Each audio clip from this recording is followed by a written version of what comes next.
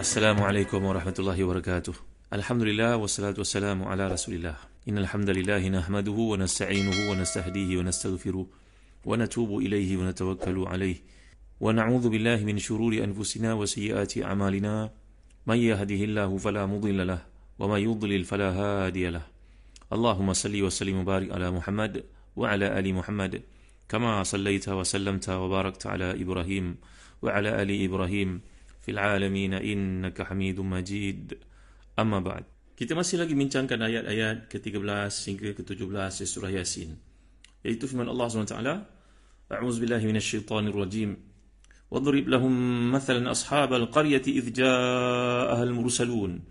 Idh arsalna ilayhim ithnain fakadzabuhuma fa'azzazna bithalithin faqalu inna ilaykum mursalun. قالوا ما أنتم إلا بشر مثلنا وما أنزل الرحمن من شيء إن أنتم إلا تكذبون قالوا ربنا يعلم إنا إليكم لمرسلون وما علينا إلا البلاغ المبين. صدق الله العظيم. Sekarang apa yang berlaku kepada Habib An-Najjar? Allah SWT tidak menceritakan lanjut perkara itu, dan ini merupakan uslub Al-Quran yang telah saya huraikan kepada tuan-tuan. Ini namanya ijaz. Maknanya ada perkara yang Allah SWT tidak nyatakan, tapi kita orang beriman yang baca Al-Quran dan minta kepada Allah supaya Allah beri ilmu kepada kita seperti doa Nabi, Allahumma anfa'ni ma'allamtani wa'alimni ma yanfa'uni wa zidni ilman. Ya Allah, beri aku ilmu manfaat, ajar aku apa yang aku tidak tahu. Nescaya kalau kita baca ayat ni, kita akan lihat di sebalik yang tersirat ini ada tersurat, iaitu peristiwa tentang Habib An-Najjar ini yang sampai kepada kita dan riwayat yang banyak, contohnya dalam Abdul Mansur, bahawa Habib An-Najjar ini, beliau selepas bertemu dengan dua orang Nabi dan dengan ataupun dua orang utusan Nabi ini, sama ada dengan mukjizat ataupun karamah yang ada pada mereka, maka sembuhlah Habib ataupun anak lelakinya ada penyakit yang dialami itu. Jadi dua orang Nabi ini meneruskan kerja dakwah mereka, iaitu berdakwah kepada tempat tersebut, dan dapat kita lihat dalam ayat yang telah dibacakan ini, idh arsalna ilaihim ithnain fakadzabuhuma fa'azzazna bithalith faqalu inna ilaikum mursalun.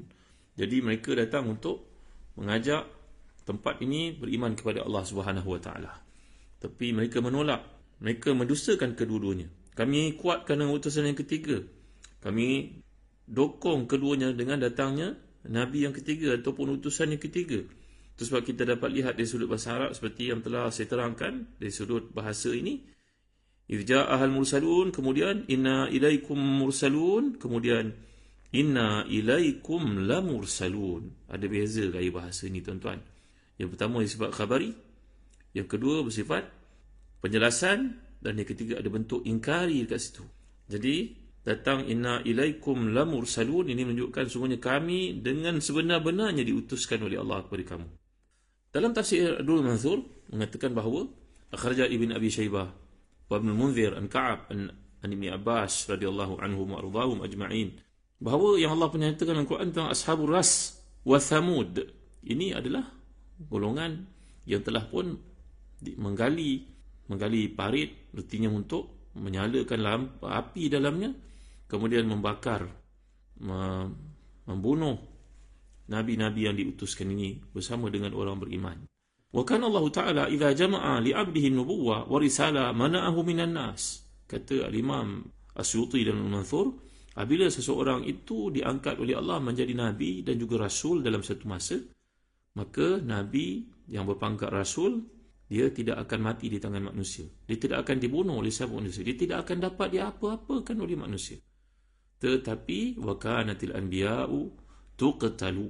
Tetapi kalau nabi-nabi, mereka memang ada risiko, ada potensi untuk dibunuh oleh pengikutnya. Allahu Akbar. Rupa-rupanya ada beza, tuan-tuan, dari sudut pangkat nabi dan juga rasul. Rasul lebih tinggi daripada nabi, bukan? Nabi kita Muhammad sallallahu alaihi wasallam ketika turunnya surah Iqra al-Alaq itu, baginda secara rasmi dilantik menjadi Nabi Allah. Kemudian datang surat Muzammil, maka baginda secara automatik dinaikkan pangkat menjadi Rasulullah. Rasul lebih tinggi daripada Nabi. Apabila seorang itu menjadi Rasulullah, Dia tidak akan boleh diapa-apakan oleh manusia langsung. Seperti Nabi Ibrahim sebagai contohnya. Nabi Ibrahim adalah seorang Rasulullah. Tetapi kalau seorang itu pangkat Nabi, ada risiko untuk dibunuh oleh manusia seperti berlaku pada Nabi Zakaria contohnya. Allahu Akbar, Masya Allah. Rupa-rupanya dalam tafsir Durrul Mansur memberi jawapan kepada kita tentang perkara ini. Maka bila falamma sami'a bidzalika rajulun min aqsal Madinah wa ma yuradu birrusul aqbala yas'a liyudrikahum fayushhiduhum ala imanihi fa aqbala ala qaumihi faqala ya qaumi ittabi'ul mursalin. Sekarang kita dapat lihat dua orang utusan ini ditolak, maka datang yang ketiga tetap juga ditolak, dan satu keburukan nak menimpa mereka. Maka bersegeralah Habib An-Najjar yang telah beriman yang saya ceritakan pada kuliah yang lalu, datang untuk membantu menyelamatkan keadaan. Apa tugasnya? Untuk menyeru penduduk setempat beriman dengan tiga orang Nabi ini. Hei kamu sekalian, jangan main-main. Ini memang benar Rasulullah lah. Ini benar-benar utusan Allah lah. Ini benar-benar tanggungjawab kita lah beriman kepadanya. Jangan sampai besok kita ditimpa hukuman oleh Allah Subhanahu Wa Taala. Ini Habib yang tidak terpandang. Ini saya sudah cerita kepada tuan-tuan, setengah kitab tafsir menceritakan keadaan fizikalnya. Seorang yang rendah, yang tidak terpandang, miskin keadaannya.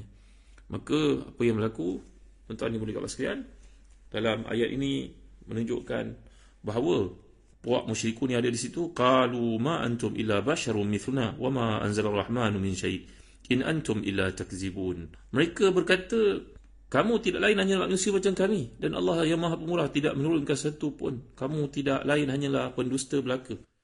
Nampaknya digunakan sekali lagi perkataan Ar-Rahman, dan ini berbeza dalam ayat yang lalu yang telah kita bincangkan pada bahagian yang awal dahulu tentang seruan Nabi SAW kepada kaum musyrikin dalam ayat ke-11. Kalau kita ulang semula, kita akan lihat dalam surah Yasin ini berulang perkataan Ar-Rahman sebanyak 4 kali. Bila Allah menyatakan innama tunziru man ittaba'a dzikra wa khasyiya ar-rahmana bil ghaib. Ini Allah tekan dengan perkataan Ar-Rahman buat kali pertama dalam surah Yasin adalah menunjukkan kepada sifat Ar-Rahman yang ada padanya yang diingkari oleh kaum musyrikin Mekah. Tetapi dalam konteks perutusan Saduk dan juga Syab'un ini dan juga Habib An-Najjar ini, golongan musyrikun itu menerima pula wa ma anzala ar-rahmanu min syai'. Mereka pula yang menyifatkan Allah dengan nama Ar-Rahman. Berbeza bukan? Kalau ayat 11 lalu mengatakan puak musyrikun amat sukar untuk memanggil Allah dengan nama Ar-Rahman yang merupakan salah satu sifatnya. Tetapi kaum musyrikin di sini pula menyebut terang-terang, takkanlah Ar-Rahman itu menurunkan sesuatu untuk jadi utusannya. Engkau dengan kami ni apa bezanya? Begitu maksudnya. Saya yakin tuan-tuan faham apa yang dimaksudkan kat sini. Musyrikun di kalangan penduduk Mekah menolak nama Ar-Rahman pada Allah, tapi musyrikun dalam kisah Ashabul Qaryah ini pula mengiktiraf nama Allah SWT. Ada penjelasannya, contohnya dalam tafsir Tahrir Tanwir oleh Al-Imam Ibn Ashur. Beliau berkata bahawa penduduk kat situ memanglah orang kafir. Ini sebahagiannya merupakan musyrikun Yunani, sebahagiannya merupakan Yahudi. Jadi percampuran mereka dengan orang Yahudi di situ mungkin membantu mereka untuk mengetahui sedikit tentang Islam. Macam juga tabiat penduduk Madinah yang mudah menerima Islam kerana mereka berada duduk dengan orang Yahudi yang educated, yang berpelajaran, musaqqafun. Mereka itu ada pengalaman nubuah. Ada kitab-kitab diutuskan kepada nabi-nabi yang sampai kepada mereka sebahagiannya melalui datuk nenek moyang mereka. Jadi nampaknya perkataan Ar-Rahman itu tidak asing bagi mereka. Jadi tuan-tuan hati dan dikasihkan, mereka menerima sifat Ar-Rahman itu ada pada Allah walaupun tidak beriman dengannya. Ini pula sikap kaum musyrikun Ashabul Qaryah. Jadi mungkin pada masa itu puak Yahudi dan juga golongan Yunani yang hidup bersama-sama di tempat Antakya ataupun mana ke Pompei ke, bahawa mereka tidak menyebut nama Allah, tapi mereka merasakan kasih sayang Allah itu tumpah dicurahkan kepada mereka. Saya dah pun menjelaskan kepada tuan-tuan tentang penggunaan perkataan Ar-Rahman dan juga Ar-Rahim dalam Al-Quran, bahawa Ar-Rahim ternyata lebih banyak daripada Ar-Rahman, dan Ar-Rahman itu adalah khusus buat Allah sebenarnya. Sebab itu orang Arab mengatakan innahu rajulun rahim. Betul lah, dia seorang yang penyayang. Tapi tuan-tuan orang Arab tidak akan menyebut perkataan innahu rajulun rahman. Mereka tak akan sebut begitu. Kerana ternyata Rahman itu sangat khusus buat Allah Subhanahu Wa Taala. Sebab itu antara pendapat yang masyhur seperti disebut oleh Al-Imam Asy-Syamtiti dalam tafsirnya Adwa'ul Bayan, bahawa Ar-Rahman ini bererti Dzur rahmati syamilati li jami'il khalaiqi fid dunya walil mu'minina fil akhirah. Dengar baik. Maksudnya perkataan Rahman ini bererti memiliki sifat pengasihan itu, penyayang itu yang asyamilah, yang merangkumi semua makhluk di dunia juga di akhirat. Untuk orang beriman dan tidak beriman, kafir. Dan dia ada lagi bahagiannya, lanjutannya di akhirat hanya untuk orang beriman.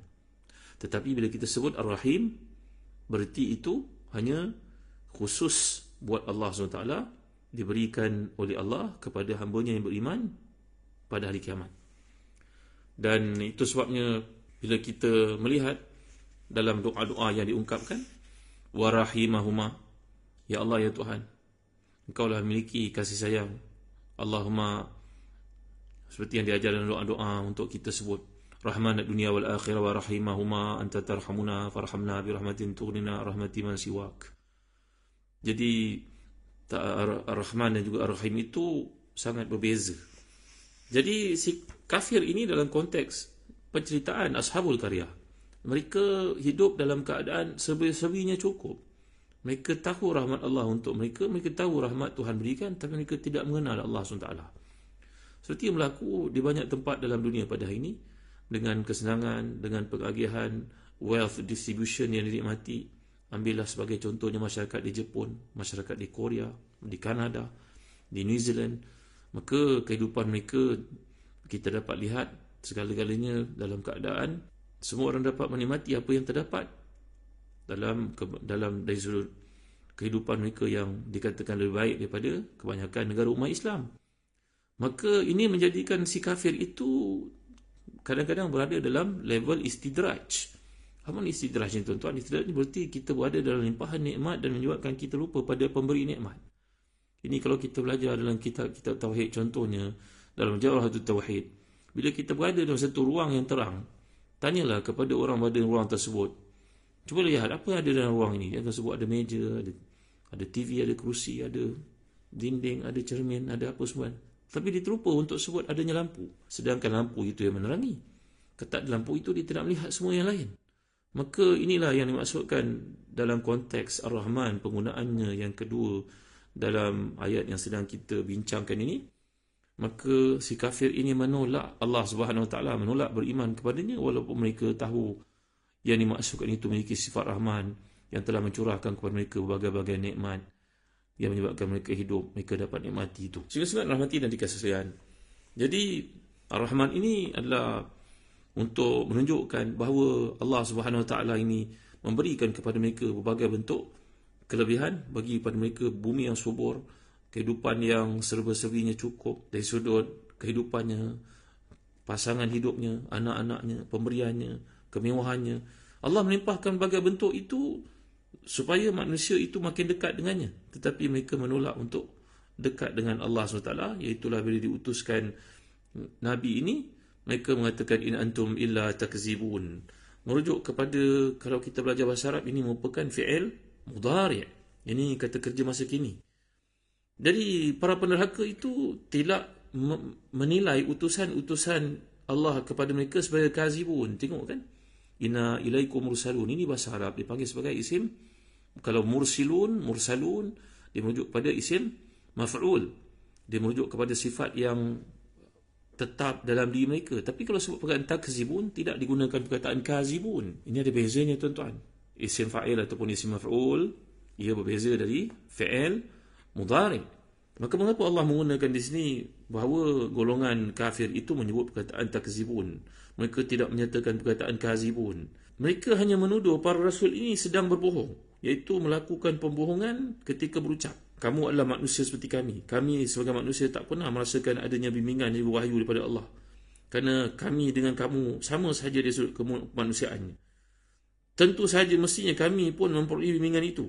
Tetapi kerana kami tidak memperolehinya, pastilah kamu dalam ucapan kamu ni sedang berbohong. Tengok maksudnya kat sini. Mereka mengatakan bahawa utusan-utusan Allah ini sedang berbohong dengan mereka. Kenapa kami tak dapat apa yang kamu dapat? Jadi terlihatlah kenapa datang jawapan daripada para utusan Allah ini dalam ayat yang ke-16. qalu rabbuna ya'lamu inna ilaikum lamursalun. Jadi perkataan rabbuna ya'lamu ini difahami oleh sebahagian daripada para ulama bahawa ia merupakan sumpah sebenarnya. Maknanya satu kenyataan yang bersifat penegasan. Mereka bertanya dan bertanya, kenapa kami tak dipilih? Kenapa kamu pula dapat khususia kelebihan ini? Kenapa bukan kami? Sedangkan Allah bersifat dengan rahmatnya telah beri kepada kita semua kesenangan, kehidupan yang mewah, sebelah-sebelahnya cukup. Sifat rahman itu kelihatan dalam kehidupan kami, bagai-bagai tempat kami dapat menikmati, mencedok nikmat tersebut. Tapi kenapa dalam bab risalah ini kamu yang menjadi pilihan? Itu sebab dari sudut uslub bahasa Arab, kalau kita mendalami sebenarnya perkataan Rabbuna ya'lamu ini, dia mengandungi makna sebenarnya kata sumpah. Ini satu bab dalam bab sumpah. Namanya ada yamin dekat sini nampak ni. Itu sebab ada huraian mendalam di kalangan para ulama fuqaha macam dalam tafsir Qurtubi dalam bab berkaitan perkara ini, adakah ia merujuk pada sumpah dan implikasinya dari sudut hukum dalam percakapan harian kita. InsyaAllah kita akan lanjutkan perkara ini dalam kuliah akan datang. Wallahu a'lam wa sallallahu ala sayyidina Muhammad wa ala alihi wa sahbihi wa baraka wa sallam walhamdulillahi rabbil alamin wa barakallahu fikum. Wassalamu alaikum warahmatullahi wabarakatuh.